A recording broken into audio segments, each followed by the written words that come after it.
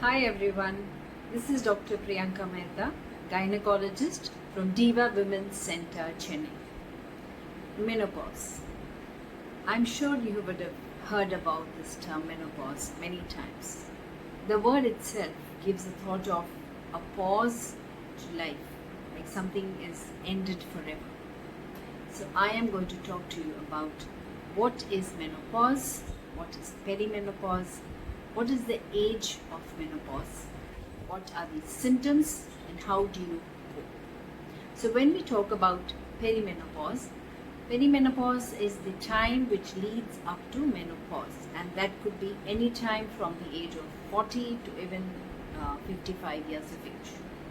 Menopause is 1 year after your periods have stopped, and after that the phase which starts like 1 year after your periods have stopped, once you've crossed the age of 40, then that time 1 year later becomes postmenopause or postmenopausal time.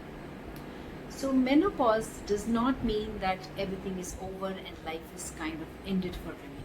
In fact, I think life for women starts only after menopause, and that is the time when you can really build up on a lot of things that you have always wanted to do and you were not able to because of the other commitments.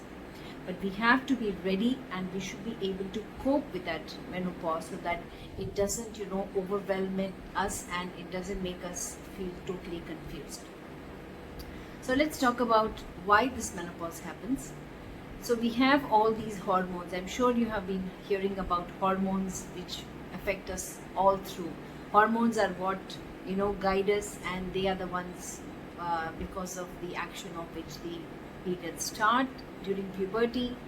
Hormones are the reason why we are beautiful. We have so many features which are so different from men, and these are the reasons why we also have pregnancy and breastfeeding.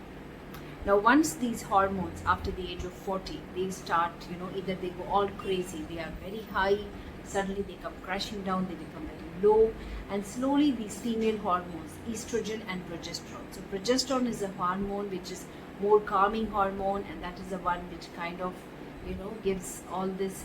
It's a good hormone, but slowly the progesterone levels come down, and that is what causes all these different problems of menopause.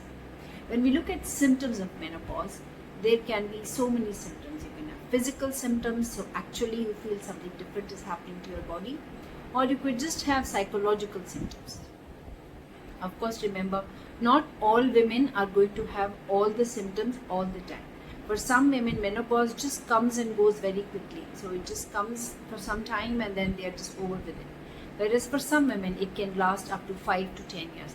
So you have to accept it, and then you have to find ways of coping better with it. So talking about symptoms, the physical symptoms are, many women complain of these hot flushes or hot flashes as we say, and sometimes we also call it as night sweats. So a woman is sitting in a room, everybody's there, and suddenly she will start feeling very hot, she'll be having palpitations, she will have sweating, and she'll be so uncomfortable. Along with this can come different kind of body pains, aches, feeling fatigued or tired all the time, not able to do your routine day-to-day activity. Also, some women can have severe mood disruptions, and they are either very irritable and they have lot of mood swings. Also, some women can have vaginal dryness, vaginal discharge, sometimes there is itching, and also there can be urinary tract infections, so frequent urine infections can happen. And some women, this is the time when even urinary incontinence can start, which means that they are just coughing, or suddenly there is urine coming out and they have no control over that, and that can be very embarrassing.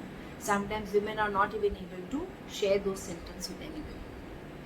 Along with this, sometimes there is another problem called osteoporosis. So the bones become very weak because of deficiency of calcium and vitamin D, and this leads on sometimes to even fractures.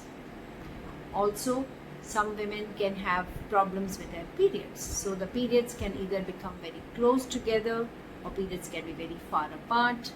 So if your periods are becoming very close, or if there is irregular bleeding and there is bleeding in between your cycle, or sometimes the bleeding is very heavy, it is important that you go for a complete gynec checkup, which would include a pap smear, which would include a transvaginal scan, so that a proper thorough checkup can be done, and your gynec or your doctor is going to make sure that the uterus and the ovaries are absolutely fine. Because sometimes menopause is a time when a lot of shocking news comes, and women are diagnosed with either cancer of the ovary or some tumor in the ovary or in the uterus, about which we will be discussing in another video. So once you have understood these are the symptoms, you need to make sure that if their symptoms are bothersome, then you have to go for a consultation where a physical examination and also psychological and emotional assessment will be done for you.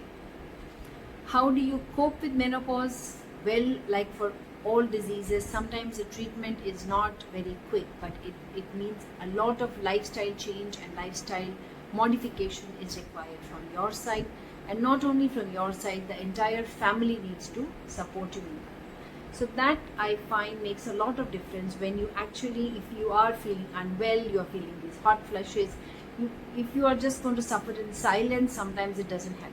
So you have to actually go out, talk to your family, tell them that these are the kind of physical symptoms that you're having. Like if you're cooking food and suddenly you have hot flushes, you do need to share it with your family so that they will be supportive and they will be able to understand what is happening, and probably they will be helping you. So ask for that kind of help. Lifestyle change in terms of exercise. So brisk exercise, like a brisk walk for 45 minutes to 1 hour, or if you're doing aerobics, yoga. So these are the exercises which kind of build in your core, they improve your strength, and they also improve your fitness. So these exercises will really help you cope with any kind of menopausal symptoms. In terms of what you eat, make sure that your food includes a lot of legumes. You have these sprouts, you have broccoli, you have soya bean, because all these foods, they have these natural hormones and they will help you cope with menopause better. You also need to avoid excess caffeine, tea, coffee, and also very hot, spicy and oily food, which can aggravate and worsen all these symptoms. If your menopause, your flushes are really bothering you, do not hesitate to reach out to your gynecologist or your healthcare provider, so that there are different hormonal options which are available. Sometimes women who do not have any risk factors, we can also put them on a short-term hormonal treatment, like even an oral pill, or there are different kind of hormonal therapies available. Sometimes there are non-hormonal therapies also available, which you can ask and your healthcare provider will take care of that. So ladies, this is the note to you that menopause is a natural event. It is going to happen at some point or the other, so we can't run away from it.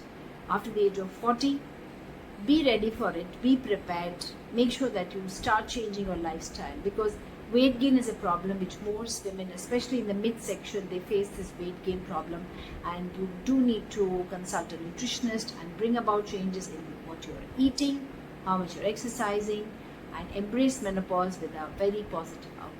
Thank you and take care.